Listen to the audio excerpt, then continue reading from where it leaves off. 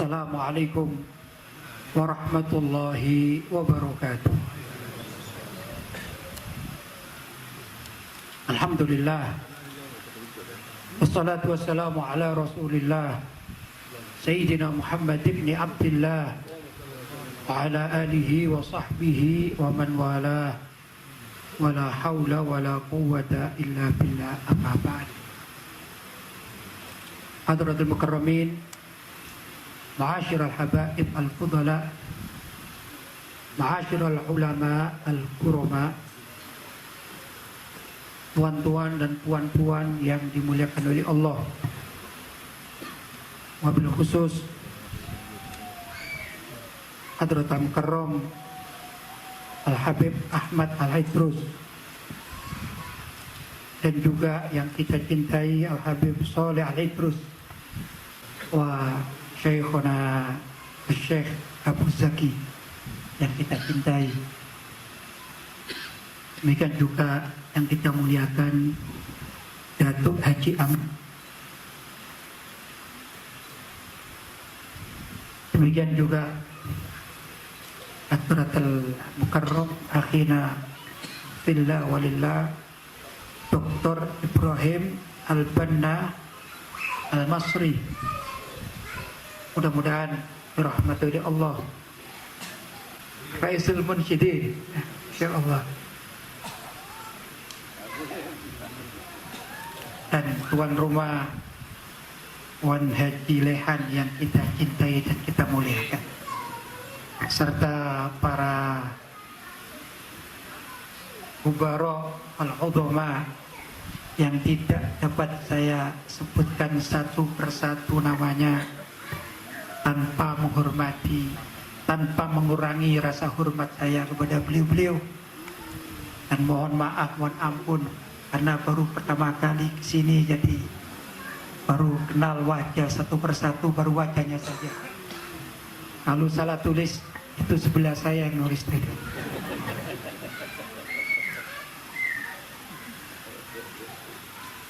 Walaupun baru pertama kesini, saya merasa sebagai keluarga, jadi rasa tenang. Alhamdulillah. Ya, tuan-tuan yang malam hari duduk di kegelapan malam, tapi dalam keadaan masih tampak rindu pada baginda Nabi Muhammad Sallallahu Alaihi Wasallam. Mudah-mudahan kita senantiasa mendapatkan rahmat dan hidayah dari Allah serta syafaat dari Nabi kita Muhammad Sallallahu Alaihi Wasallam. Nabi Muhammad adalah Nabi kita. Nabi Muhammad adalah kekasih kita. Nabi Muhammad adalah orang yang paling kita rindukan. Nabi Muhammad yang kita harapkan menyertai kita. Nabi Muhammad yang kita harapkan menolong kita. Nabi Muhammad yang kita harapkan memeluk kita tatkala kita kelak di padang mahsyar. Tadi Dr. Ibrahim membaca satu ayat yang saya terngiang-ngiang. Wa ma Muhammadun illa rasul. Maka Muhammadun aba ahadim rijalikum walakin rasulullah wa khataman nabiyyin. Maka Muhammadun, tidaklah Nabi Muhammad itu aba ahadim rijalikum, orang tua atau bapak dari salah satu di antara kalian, walakin, tetapi beliau adalah Rasulullah, utusan Allah, wa khataman nabiyyin, dan beliau adalah penutup para nabi. Nabi Muhammad punya putri, punya putra. Putranya salah satunya yaitu Sayyid Ibrahim. Dalam riwayat putri-putri beliau juga banyak. Ada Siti Ruqayyah, Ummu Kulthum, yang terutama Siti Fatimah. Beliau mempunyai cucu, Sayyidina Hasan, Sayyidina Husain, Sayyidina Muhsin. Dalam riwayat juga punya keturunan-keturunan, pria yang sekarang ada di kalangan kita ini adalah habaib. Tapi Al-Quran mengatakan, ma Muhammadun aba ahadim rijalikum walakin rasul wa khataman nabiyyin. Itu Nabi Muhammad bukan ayah salah satu dari kalian, tapi Nabi Muhammad adalah utusan Allah wa khataman nabiyyin, dan penutup para nabi. Itu saksi Allah. Ayat lain mengatakan, wa ma arsalnaka illa rahmatan lil alamin. Tidaklah aku utus engkau hai Muhammad illa rahmatan lil alamin, kecuali menjadi rahmat bagi seluruh alam. Seluruh alam tanpa kecuali. Alhamdulillah. Kelak di padang mahsyar, Nabi Muhammad mengutamakan umatnya daripada yang lain-lain. Tatkala beliau sujud di hadapan Allah di tengah padang mahsyar yang sangat menakutkan, padang mahsyar yang sangat panas, padang mahsyar yang jarak matahari dengan kepala manusia hanya sehasta 1 meter tak sampai. Nabi Muhammad tidak memanggil dirinya, tidak memanggil istrinya, tidak memanggil anaknya, tidak memanggil cucu-cucunya. Nabi Muhammad mengatakan ummati, ummati, umatku, umatku. Itulah perhatian Nabi Muhammad kepada kita semua. Walaupun putra-putra Nabi adalah umat Rasulullah, istri-istri Nabi adalah umat Rasulullah, anak cucu Nabi adalah umat Rasulullah. Tapi beliau tak pilih kasih, tak. Beliau justru ingat kepada kita, ummati, ummati, umatku, umatku. Itulah yang akan kita saksikan, karena itu kita cinta kepada majelis-majelis Rasulullah Sallallahu Alaihi Wasallam. Majelis Rasulullah banyak. Ada yang mulai tadi salawat Nabi, ya. Pertama tadi dibuka dengan Rabiul Atas, yaitu majelis zikir. Majelis zikir adalah majelisnya Rasulullah Sallallahu Alaihi Wasallam. Karena di dalam hadis disebutkan, idza marartum bi riyadil jannah farta'u. Kalau kalian mendapati taman surga, farta'u, kalian masuk. Jangan segan-segan untuk masuk. Jangan malas-malas di luar, jangan menjauh dari taman surga. Qalu wa ma riyadul jannah ya Rasulullah. Para sahabat bertanya, apa yang kau maksudkan dengan taman surga itu, hai Rasulullah? Para sahabat heran, kan surga urusan akhirat. Kenapa Nabi mengatakan jangan segan-segan masuk taman surga? Oh, apakah taman surga itu ada di kebun-kebun kurma? Oh, apakah di kebun-kebun? Nah, kalau di sini kebun apa namanya? Kelapa sawit, ya. Apa begitu? Ternyata beliau mengatakan hilakut zikr. Oh, kebun surga itu adalah hilakut zikr, yaitu majelis-majelis zikir. Tadi kita mulai ba'dal maghrib, alhamdulillah, habis sholat maghrib langsung zikir. Panjang yang kita baca, alhamdulillah. Itu masih zikir. Juga majelis sholawat. Yang tadi kita baca sholawat kepada Nabi dengan maulid, yaitu maulid Ad-Dibai, yang dikarang oleh, digubah oleh Imam Abdurrahman Ad-Dibai radhiyallahu ta'ala anhu. Beliau adalah seorang yang sangat luar biasa. Beliau ahli hadis, muhadditsul a'dam fi zamani. Di zaman itu beliau adalah terkenal sebagai seorang hadis wa tarikhi, mu'arrikh, ahli tarikh, dan juga syair azim. Beliau juga ahli syair yang luar biasa. Di zaman itu beliau mengarang kitab Ad-Diba.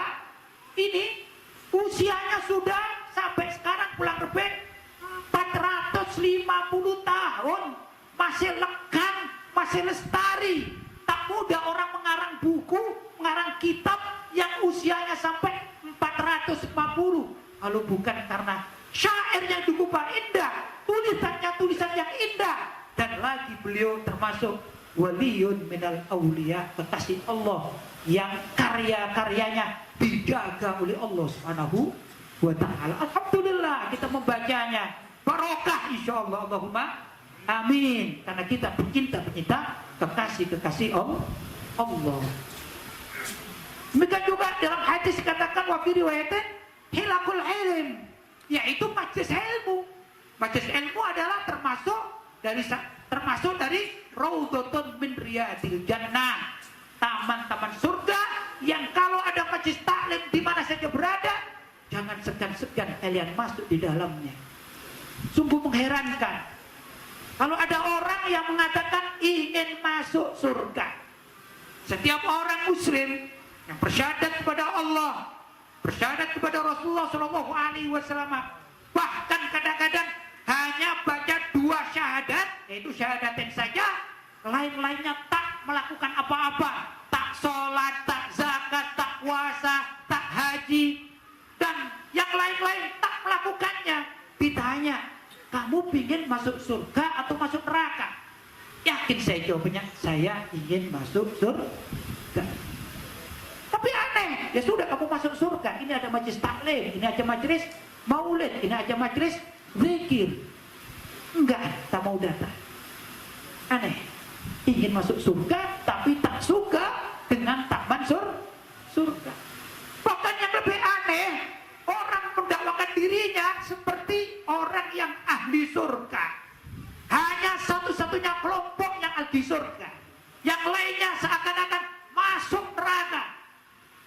Justru menuduh orang yang senang maulid Nabi macam kita-kita ini, majlis zikir, majlis sholawat, dan majlis taklim yang mengupas tentang bagaimana keindahan Rasulullah, bagaimana diperbolehkan memuji Rasulullah dengan batas-batas tertentu beliau sebagai makhluk, justru dikatakan syirik, dikatakan bid'ah, dikatakan mungkar, dan tak mau hadir dalam pujian-pujian mengenang jasa baginda Rasulullah Sallallahu Alaihi Wasallam. Sangat menyedihkan. Itu kelompok-kelompok sangat menyedihkan. Adalah kelompok-kelompok yang tidak akan dapat rahmat, tak akan mendapatkan hidayat, tak akan mendapatkan syafaat dari baginda Rasulullah Sallallahu Alaihi Wasallam. Karena itu ya ikhwan, selagi kita masih ada ulama-ulama kita yang mendampingi kita, ulama-ulama kita yang mengajak pada majlis-majlis zikir, ulama-ulama kita yang mengajak pada majlis-majlis taklim, sangat rugi kalau kita tak mau menengok majlis-majlis taklim. Sangat rugi kalau kita tak mau mendengar nasihat para ulama. Sangat rugi kalau kita tak mau cinta kepada baginda Rasulullah Shallallahu Alaihi Wasallam dengan taat kepada perintah hadisnya, yaitu idza maratum biriyadil jannah farta'u. Apabila kalian mendapati taman surga, farta'u, masuk kalian di dalamnya. Itu perintah dari baginda Nabi Muhammad Sallallahu Alaihi Wasallam. Yang tadi saya katakan, para sahabat bertanya, wa ma riyadul jannah ya Rasulullah, apa yang kau maksud dengan riyadul jannah, taman surga ya Rasulullah? Beliau mengatakan hilakul zikir, yaitu majlis-majlis zikir. Apa bentuknya? Zikir kepada Allah selagi baik, maka akan diterima Allah Subhanahu wa ta'ala. Demikian juga hilakul ilm, yaitu majlis ta'lim, majlis yang mana di situ membahas ilmu yang bisa menghantarkan hati kita untuk ingat kepada Allah Subhanahu wa ta'ala, untuk dekat kepada Allah Subhanahu wa ta'ala, untuk takut kepada siksa Allah Subhanahu wa ta'ala, untuk takut kepada neraka Allah Subhanahu wa ta'ala. Semua majlis-majlis ilm macam itu, apapun bentuknya, mau ilmu alat macam ilmu nahwu misalnya, ilmu sorof, tapi kalau belajar ilmu nahwu, ilmu alat atau tata cara gramatikal Arab, kalau tujuannya untuk mengenal Al-Quran, mengenal hadis, mengenal ayat, mengenal ajaran-ajaran yang ada dalam kitab-kitab ulama salaf, itu juga termasuk majlis tahlim yang diridhoi oleh Allah SWT. Demikian juga ilmu-ilmu yang lain, ilmu fikah, ilmu tauhid yang disampaikan, ilmu tasawuf, ilmu mendekatkan diri kepada Allah. Ilmu tasawuf adalah ilmu akhlak, bagaimana seseorang beradab kepada Allah, seseorang beradab kepada sesamanya, seorang beradab kepada lingkungannya. Ini adalah ilmu tasawuf. Nah kalau sekarang orang-orang macam orang Wahabi anti ilmu tasawuf, anti orang-orang sufi, ini berarti kelompok yang anti adab, yang kelompok yang tidak mau beradab kepada Allah, kelompok yang tak mau berakhlak kepada sesamanya. Padahal Nabi Muhammad sallallahu alaihi wasallam bersabda, "Innama bu'ithtu liutammima makarimal akhlak." Sesungguhnya aku diutus oleh Allah Subhanahu wa taala untuk menyempurnakan akhlak yang mulia. Mana itu akhlak? Dalam satu riwayat yang lain, akhlak adalah ilmu tasawuf. Karena itu kita menghormati ulama-ulama kita, para sufi yang benar-benar mengikuti langkah Nabi Muhammad SAW menurut akidah Ahlussunnah wal Jamaah. Para sufi yang diikuti adalah ulama-ulama sufi yang berbingkai syariat, semacam Al-Imam Al-Junaid Al-Baghdadi radhiyallahu taala anhu, Al-Imam Abu Hamid Al-Ghazali radhiyallahu taala anhu, ada di kalangan habaib yaitu Al-Habib Abdullah Haddad radhiyallahu taala anhu, dan orang-orang yang setara dengan beliau di dalam bertasawuf, yaitu tasawuf yang cocok, yang sesuai dengan syariat atau dengan ilmu fikah lebih mudahnya. Ini yang dapat kita anut. Mudah-mudahan apa yang kita bahas di sini dijadikan oleh Allah SWT ibadah yang pahalanya dilipat gandakan mulai dari awal. Jadi mudah-mudahan Allah menerima langkah kita, menerima apa yang kita lakukan sebagai ibadah sunnah yang pahalanya dilipat gandakan dan menyenangkan junjungan kita Nabi besar Muhammad sallallahu alaihi wasallam. Barangkali itu yang dapat saya sampaikan. Mungkin ada kata-kata yang tak dipahami, mohon maaf yang sebesar-besarnya. Hadza ma aqulu lakum wal afu minkum. Wassalamualaikum warahmatullahi wabarakatuh.